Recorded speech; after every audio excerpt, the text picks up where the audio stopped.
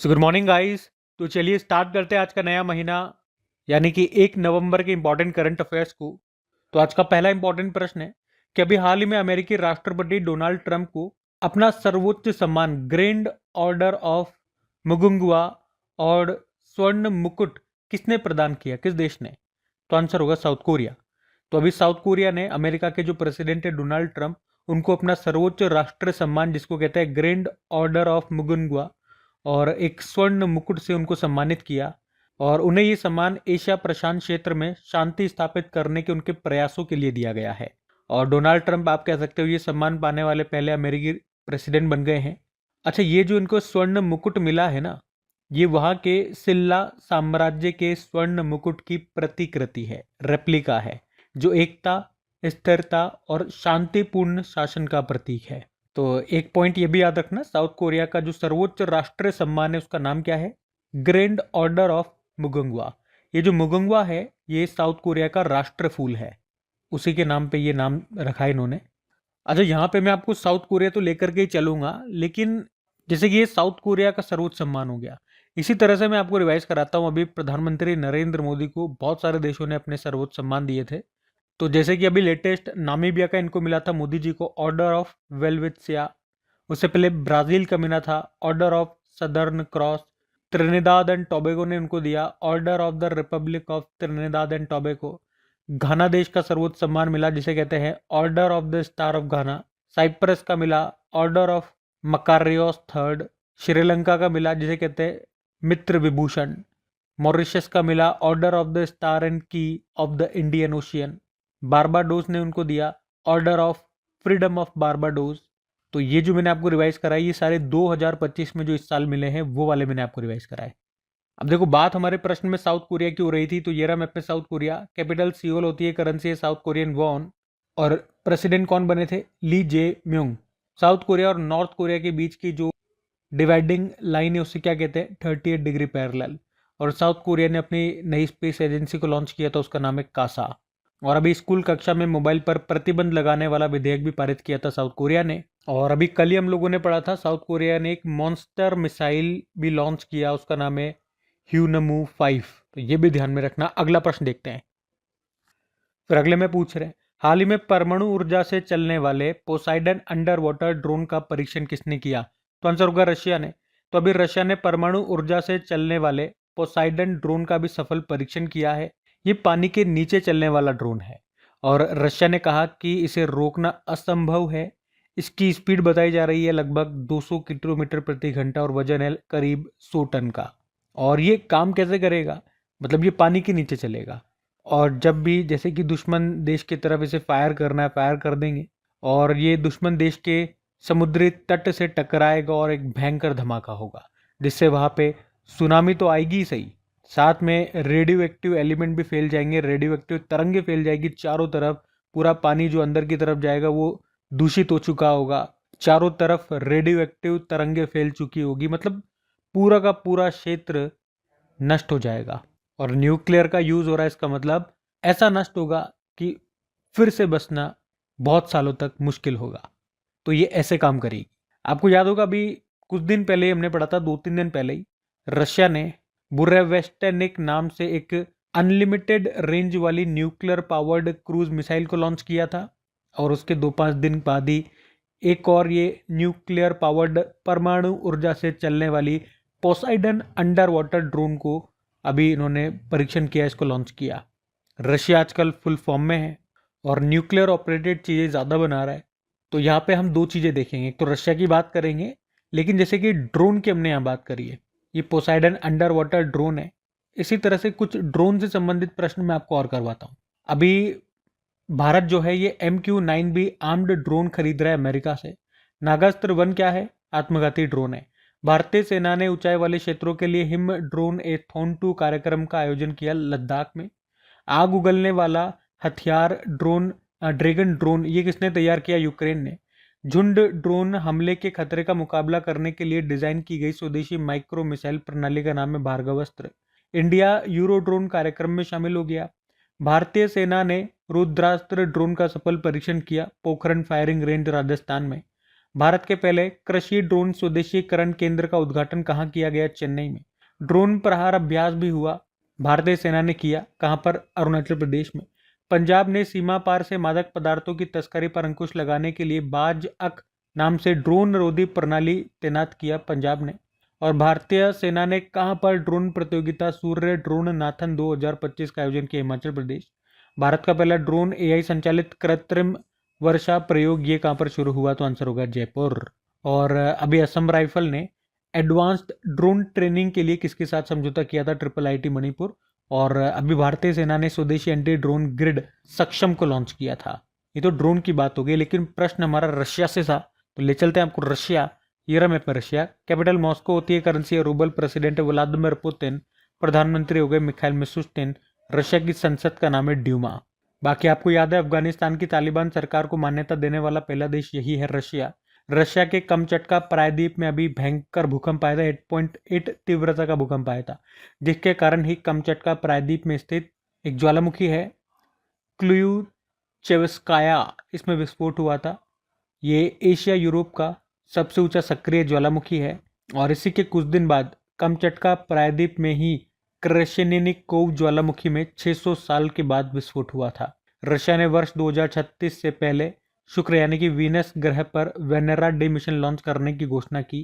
Cancer के लिए विश्व का पहला mRNA टीका, जिसको कहते हैं एंटेरोमिक्स, ये डेवलप किया रशिया ने। जपड एक्सरसाइज का आयोजन किया था रशिया ने, बहुपक्षीय अभ्यास है, बहुत सारे देशों ने हिस्सा लिया, रशिया में ही हुआ था। इसका आयोजन रशिया और बेलारूस ने मिलकर किया था। अभी इंदिरा अभ्यास का आयोजन हुआ था भारत और रशिया के बीच में। जो आर्मी वाला संस्करण है वो तो बीकानेर राजस्थान में हुआ, और जो नेवल नौसेना संस्करण है वो चेन्नई और बे ऑफ बंगाल में हुआ था। ठीक है, तो ये सारी बातें ध्यान में रखना। अगला प्रश्न देखते हैं। फिर अगले में पूछ रहे हैं, अभी हाल ही में टाटा एडवांस सिस्टम और फ्रांस की सेफ्रॉन ने, फ्रांस की कंपनी सेफ्रॉन, और इन दोनों ने मिलकर के लीप इंजन पार्ट्स इकाई का शुभारंभ कहां पर किया? तो आंसर होगा हैदराबाद में। तो अभी टाटा एडवांस सिस्टम और फ्रांस की सेफ्रॉन एयरक्राफ्ट इंजन जो एक कंपनी है, इन दोनों ने मिलकर के अभी तेलंगाना के हैदराबाद के आदिबाटला में लीप इंजन के घूमने वाले पार्ट्स बनाने के लिए एक नई यूनिट, एक नया प्लांट शुरू किया है। मतलब यहाँ पे विमानन इंजन के पुर्जे बनेंगे। ये जो लीप इंजन है ये क्या है? आप कह सकते हो ये एक मॉडर्न टर्बोफैन जेट इंजन है। ये जेट इंजन के कुछ फायदे हैं, जैसे कि ये दूसरे जो नॉर्मल इंजन होते हैं उनकी तुलना में 15% तक कम ईंधन की खपत करता है, कम कार्बन उत्सर्जन करता है, और नॉइस यानी कि शोर भी बहुत कम करता है। सेफ्रॉन कंपनी ये फ्रांस की है, जेट इंजन बनाती है, और अभी ये टाटा कंपनी के साथ मिलकर के हैदराबाद में लीप इंजन के घूमने वाले पार्ट्स बनाएगी, कल पुर्जे बनाएगी। अच्छा, इसी तरह से आपको याद होगा मैंने आपको बताया था कि टाटा एडवांस सिस्टम कंपनी ने फ्रांस की एयरबस कंपनी के साथ भी समझौता किया था, जिसमें ये एक हेलीकॉप्टर बनाएंगे भारत में भी, कहाँ पे? कर्नाटक में बनाएंगे। कौन सा हेलीकॉप्टर होगा? वो H-125 हेलीकॉप्टर होगा, और ये भारत में पहला निजी हेलीकॉप्टर असेंबली प्लांट होगा। इसके अलावा भी कल परसों हमने पढ़ा था कि भी भारत ने SJ-100 नागरिक यात्री विमान के उत्पादन के लिए रशिया की कंपनी यूनाइटेड एयरक्राफ्ट कॉरपोरेशन, उसके साथ भी समझौता किया था। ठीक है, तो ये दोनों एग्रीमेंट भी याद रखना साथ में। अगला प्रश्न देखते हैं। फिर अगले में पूछ रहे हैं, अभी 30 सितंबर 2025 तक भारत की कुल स्थापित बिजली क्षमता कितनी हो गई है?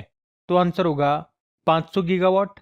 तो अभी मिनिस्ट्री ऑफ पावर ने ये डेटा जारी किया है, और उसमें बताया कि भारत ने 30 सितंबर 2025 तक 500.89 गीगावाट बिजली उत्पादन क्षमता को हासिल कर लिया है। तो मतलब 30 सितंबर 2025 तक हमारी जो टोटल स्थापित बिजली उत्पादन क्षमता है वो कितनी हो गई है? 500.89 गीगावाट। इसमें से अगर बात करें जीवाश्म यानी कि फोसिल वाली, यानी कि कोयला से जो बिजली बनती है, जिसे आप कहते हो नॉन रिन्यूएबल एनर्जी, वो कितनी है? 245 गीगावाट। और जो गैर जीवाश्म ऊर्जा है, रिन्यूएबल एनर्जी है, उसकी क्षमता कितनी है? 256 गीगावाट की है। परसेंटेज में आप देखोगे तो नॉन रिन्यूएबल वाली है 49% और रिन्यूएबल वाली हो गई है 51%। और रिन्यूएबल में भी अगर देखेंगे अलग अलग तरह से है, जैसे कि सोलर एनर्जी की है 127 गीगावाट, विंड एनर्जी से आई है 53 गीगावाट, और हाइड्रो पावर से आई है 47 गीगावाट। और मैं आपको बताना चाहूंगा कि भारत का जो लक्ष्य है वो 2030 तक 500 गीगावाट नवीकरणीय ऊर्जा रिन्यूएबल एनर्जी उत्पादन का है। और भारत का ये भी लक्ष्य था 2030 तक स्थापित विद्युत क्षमता का 50% रिन्यूएबल एनर्जी से आना चाहिए। तो अभी आप देखोगे वो हमने 5 साल पहले ही अचीव कर लिया है। अभी आज ही के प्रश्न में हमने देखा जो भारत की टोटल स्थापित बिजली क्षमता वो 500.89 गीगावाट हो गई है, और उसमें सबसे ज़्यादा जो हिस्सेदारी है वो किसकी है, रिन्यूएबल एनर्जी की है, 51% है। 51% बिजली रिन्यूएबल एनर्जी सोर्सेज से बनी है। और 2070 तक हमारा नेट जीरो कार्बन उत्सर्जन का भी लक्ष्य है, ये भी ध्यान में रखना। ठीक है, ये अच्छा प्रश्न रहेगा, इसको ध्यान में रखना। अगला प्रश्न देखते हैं। फिर अगले में पूछ रहे हैं हाल ही में राष्ट्र एकता दिवस कब मनाया गया, तो आंसर होगा 31 अक्टूबर को। तो हर साल 31 अक्टूबर को नेशनल यूनिटी डे के रूप में मनाते हैं, क्योंकि इसी दिन सरदार वल्लभ भाई पटेल का जन्मदिन होता है। 2025 में उनकी 150वीं जयंती मनाई जा रही है। सरदार पटेल जी, जिनको लौह पुरुष के नाम से भी जानते हैं। क्यों क्यों कहते हैं लौह पुरुष? क्योंकि इन्होंने स्वतंत्रता के बाद भारत की लगभग 565 रियासतों को देश में मिलाया था। वे भारत के पहले उप प्रधानमंत्री भी रहे और भारत के पहले गृह मंत्री भी रहे। और भारत रत्न, भारत का सर्वोच्च सम्मान इनको मिला था 1991 में। उनका जन्म होता है नाडियाद, गुजरात में। और इनके ऊपर एक स्टैचू भी हमने बनाई है जिसे स्टैचू ऑफ यूनिटी कहते हैं। ये दुनिया की सबसे ऊंची स्टैचू है। इसकी हाइट है 182 मीटर की। फुट में बात करोगे 597 फुट। कहाँ पर है? गुजरात के केवड़िया के पास नर्मदा घाटी में। और इसके मूर्तिकार है रामवी सुतार। आपको बता दूं 1928 में बारदोली सत्याग्रह का नेतृत्व इन्होंने ही किया था। ये एक तरह का किसान आंदोलन था और उन्हें सरदार की उपाधि महात्मा गांधी जी ने दी थी। और उन्होंने 1931 में कराची अधिवेशन की अध्यक्षता भी की थी। और सरदार पटेल ने ही स्वतंत्र भारत के सिविल सेवकों को स्टील फ्रेम ऑफ इंडिया कहा था। अच्छा, ये राष्ट्र एकता दिवस जो हमने मनाया, इसकी थीम भी है unity in diversity, one nation one spirit. विविधता में एकता, एक राष्ट्र एक भावना इसकी थीम है। और ये भी पॉइंट नोट कर लेना, हर साल सरदार पटेल जी की याद में ही विजिलेंस अवेयरनेस वीक मनाया जाता है। अक्टूबर के लास्ट वीक को मनाते हैं। तो अभी 27 अक्टूबर से लेके ये 2 नवंबर तक मनाया जा रहा है। इसकी थीम भी है विजिलेंस अवर शेयर्ड रिस्पॉन्सिबिलिटी। वैसे 31 अक्टूबर को विश्व शहर दिवस के रूप में भी मनाते हैं, लेकिन राष्ट्र एकता दिवस ज़्यादा इंपॉर्टेंट है, तो ये ध्यान में रखना। अब अक्टूबर खत्म हो गया इसी दिवस के साथ। चलो एक काम करता हूँ, अक्टूबर के जो जो इंपॉर्टेंट डेज है एक बार फिर लास्ट टाइम मैं आपको रिवाइज करवा देता हूँ। ध्यान से सुनना। देखो, 1 अक्टूबर को अंतर्राष्ट्रीय वृद्धजन दिवस था, इंटरनेशनल कॉफी डे था और वर्ल्ड वेजिटेरियन डे। 2 अक्टूबर को अंतर्राष्ट्रीय अहिंसा दिवस और स्वच्छ भारत दिवस। 4 अक्टूबर को विश्व पशु दिवस। 5 अक्टूबर को राष्ट्रीय डॉल्फिन दिवस और वर्ल्ड टीचर डे था। 6 अक्टूबर को विश्व पर्यावरण दिवस, वर्ल्ड हैबिटेट डे था, जो कि अक्टूबर के पहले सोमवार को मनाया। 7 अक्टूबर को वर्ल्ड कॉटन डे। 8 अक्टूबर को इंडियन एयरफोर्स डे। 10 अक्टूबर को विश्व मानसिक स्वास्थ्य दिवस, नेशनल पोस्टल डे। 11 अक्टूबर को अंतर्राष्ट्रीय बालिका दिवस, विश्व पक्षी प्रवासी दिवस। 13 अक्टूबर को अंतर्राष्ट्रीय आपदा जोखिम न्यूनीकरण दिवस मनाया। 14 अक्टूबर को विश्व मानक दिवस, वर्ल्ड स्टैंडर्ड्स डे। 15 अक्टूबर को विश्व छात्र दिवस। 16 अक्टूबर को वर्ल्ड एनेस्थीसिया डे और विश्व खाद्य दिवस। 17 अक्टूबर को गरीबी उन्मूलन के लिए अंतर्राष्ट्रीय दिवस मनाया। 20 अक्टूबर को वर्ल्ड स्टैटिस्टिक डे और ऑस्टियोपोरोसिस दिवस। 21 अक्टूबर को पुलिस स्मृति दिवस मनाया और 24 अक्टूबर को यूनाइटेड नेशन डे, विश्व विकास सूचना दिवस, वर्ल्ड पोलियो डे और आईटीबीपी ने अपना स्थापना दिवस मनाया था। ये तो 24 अक्टूबर तक के मैंने आपको दिवस बता दिए। इसके बाद भी अगर एक आध दिवस कोई है तो आप मुझे कमेंट करके बताइए। इसके बाद हमने कौन कौन से दिवस पढ़े हैं। हम अगले प्रश्न की ओर बढ़ते हैं। फिर अगले में पूछ रहे हैं हाल ही में किस भारतीय नौसेना पोत ने मॉरिशस के साथ 18वां संयुक्त हाइड्रोग्राफिक सर्वे पूरा किया, तो आंसर होगा आईएनएस सतलुज। तो अभी आईएनएस सतलुज ने मॉरिशस हाइड्रोग्राफिक सर्विस के सहयोग से लगभग 35,000 स्क्वायर नॉटिकल माइल एरिया में हाइड्रोग्राफिक सर्वे पूरा किया है। हाइड्रोग्राफिक सर्वे का क्या मतलब हो गया? समुद्र, नदियों या झीलों के पानी के नीचे की जगहों की मापतोल करना, मतलब पानी कितना गहरा है, नीचे कैसा भूभाग है, चट्टाने हैं, रेत है, गड्ढे हैं, इन सब की जानकारी इकट्ठी करना। इसके लिए सोनार डिवाइस का, सोनार उपकरण का इस्तेमाल किया जाता है और यही कहलाता है हाइड्रोग्राफिक सर्वे। तो यहाँ पे भारत का कौन सा जहाज है? आईएनएस सतलुज। तो याद रखना, आईएनएस सतलुज ये इंडियन नेवी का एक हाइड्रोग्राफिक सर्वे शिप है, मतलब यही काम करता है ये। और इसे गोवा शिपयार्ड लिमिटेड ने तैयार किया है। इसे कमीशन किया गया था 1993 में। ये संध्याग श्रेणी का पोत है और ये दक्षिणी नौसेना कमान के अंतर्गत आता है। तो प्रश्न क्या था? अभी किस भारतीय नौसेना पोत ने मॉरिशस के साथ 18वां संयुक्त हाइड्रोग्राफिक सर्वे पूरा किया? तो आंसर होगा आईएनएस सतलुज। अच्छा, आईएनएस का क्या मतलब हो गया? Indian naval ship. इसी तरह से कुछ और शिप्स मैं आपको बताता हूँ।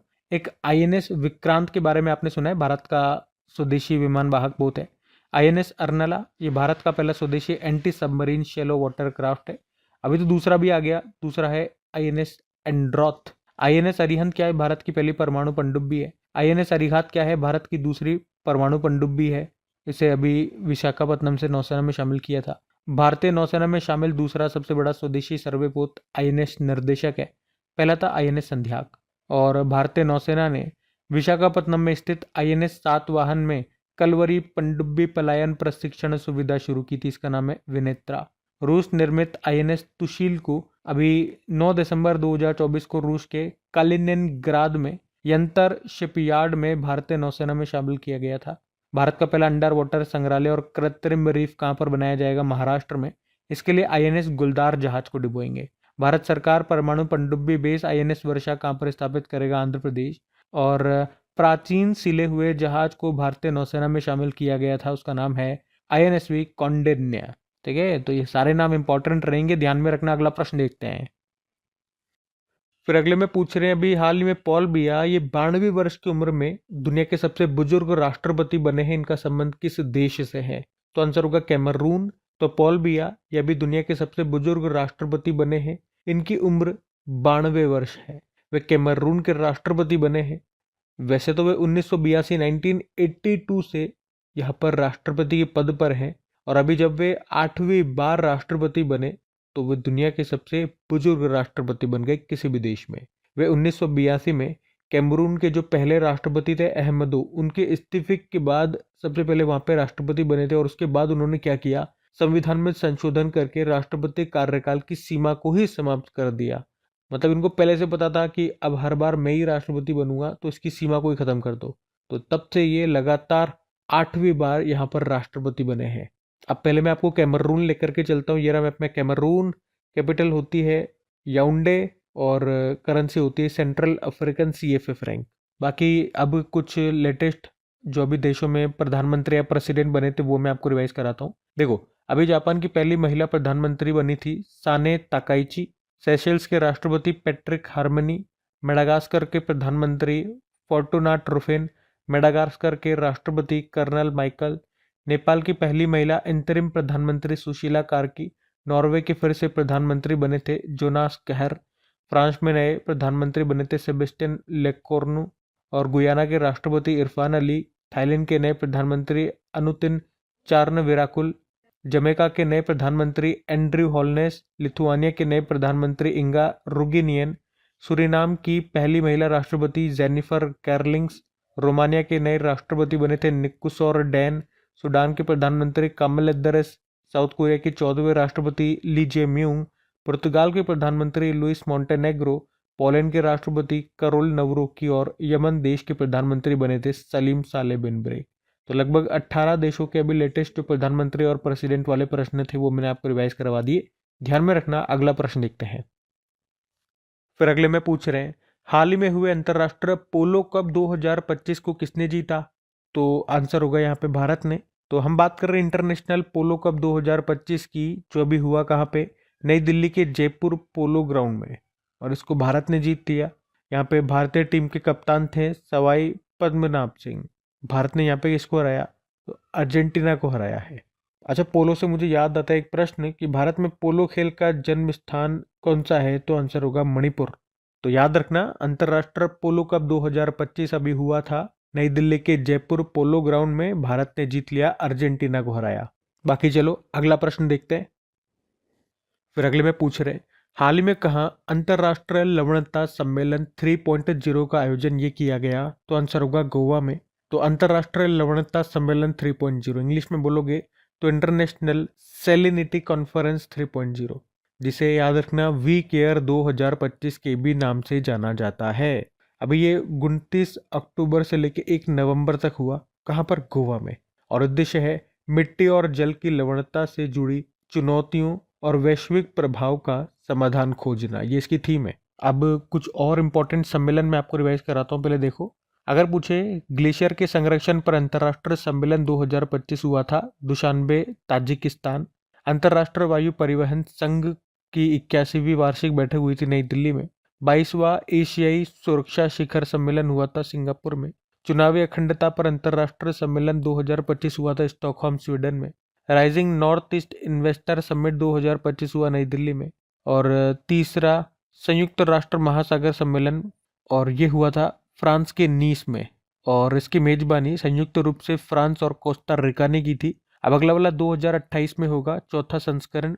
चीन और साउथ कोरिया मिलकर के इसको होस्ट करेंगे। जलवायु शिखर सम्मेलन हुआ बॉन, जर्मनी में। और अंतर्राष्ट्रीय धार्मिक स्वतंत्रता शिखर सम्मेलन 2025 हुआ नैरोबी, केन्या में। और ये पहली बार था जब ये सम्मेलन किसी अफ्रीकी देश में हुआ, ये याद रखना। प्राक्कलन समिति एस्टिमेट कमिटीज का जो राष्ट्र सम्मेलन हुआ वो मुंबई में हुआ। और इंडियन कंजर्वेशन कॉन्फ्रेंस 2025 का आयोजन हुआ था ये देहरादून, उत्तराखंड में। ठीक है, तो ये सारी बातें ध्यान में रखना। अगला प्रश्न देखते हैं। फिर अगले में पूछ रहे हैं, अभी हाल ही में किसने प्रतिष्ठित अंतरराष्ट्रीय मास्टर खिताब जीत लिया है? तो आंसर होगा नमितवीर सिंह वालिया ने। तो पंजाब में जालंधर निवासी नमितवीर सिंह वालिया ने शतरंज में प्रतिष्ठित अंतरराष्ट्रीय मास्टर खिताब जीत लिया है। और इस तरह से वो जालंधर के ही दुष्यंत शर्मा के बाद पंजाब के दूसरे अंतरराष्ट्रीय मास्टर बन गए हैं। मतलब ये खिताब जीतने वाले दूसरे व्यक्ति बन गए पंजाब से, पहले दुष्यंत शर्मा थे। तो इनका नाम ध्यान रखना। बाकी वैसे चेस की बात है, चलो चेस के कुछ इंपॉर्टेंट प्रश्न मैं आपको रिवाइज कराता हूँ। आप जानते हो हमारे पहले ग्रैंड मास्टर का नाम है विश्वनाथन आनंद, जिन्हें लाइटनिंग किड ऑफ इंडिया के नाम से जानते हैं। उनकी ऑटोबायोग्राफी माइंड मास्टर, उन्हें ही पहली बार 1991-92 में राजीव गांधी खेल रत्न पुरस्कार मिला था। और सबसे युवा ग्रैंड मास्टर डी गुकेश हैं। पहली महिला ग्रैंड मास्टर एस विजय लक्ष्मी है।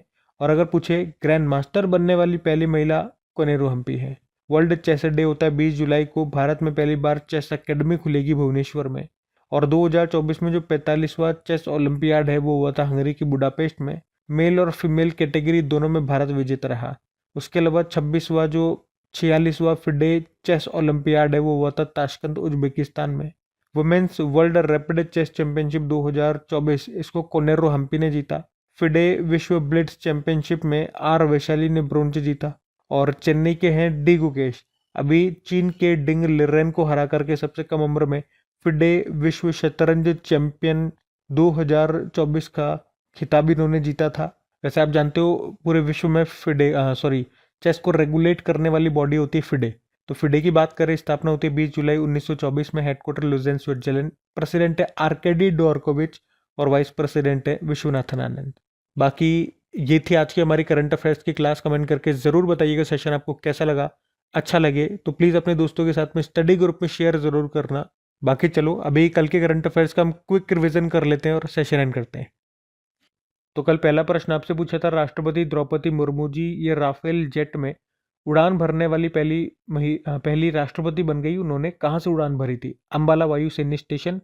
फिर पूछ रहे हैं कि 2026 में गणतंत्र दिवस समारोह में हमारे अतिथि होंगे एंटोनियो कोस्टा और उर्सुला वॉन डेर लेन। और चर्चा में रहा IUCN के कानूनी प्रस्ताव 007 का संबंध किससे है? मृदा सुरक्षा। मॉन्स्टर मिसाइल ह्यूनमू 5 किसने लॉन्च की? ये साउथ कोरिया। अंतर्राष्ट्रीय चावल सम्मेलन 2025 का आयोजन कहाँ पर हुआ? भारत। और भारत ने SJ-100 नागरिक कंप्यूटर विमान के उत्पादन के लिए किस देश की यूनाइटेड एयरक्राफ्ट कॉरपोरेशन के साथ समझौता किया? रशिया। चर्चा में रहा कल्याण सिंह नगर किस राज्य का नवीनतम जिला होगा? उत्तर प्रदेश। धोखाधड़ी से निपटने के लिए भारतीय डिजिटल भुगतान खुफिया निगम शुरू करने की घोषणा किसने की है? बैंक ऑफ बड़ौदा और SBI। और रांची में हुए SAAF सीनियर एथलेटिक्स चैंपियनशिप में पदक तालिका में टॉपर रहा भारत। और आखिरी प्रश्न था किसने ग्रोकीपीडिया को लॉन्च किया? तो XAI ने, या एलन मस्क आप कह दो। बाकी चलो कल का भी होमवर्क प्रश्न देखते हैं और सेशन एंड करते हैं। तो कल पूछा था सूरीनाम की पहली महिला राष्ट्रपति कौन बनी है? तो आंसर हो जाएगा जेनिफर गार्लिंग्स। आप सभी ने प्रश्न का बिल्कुल सही उत्तर दिया। अब ये आज का आपका होमवर्क प्रश्न।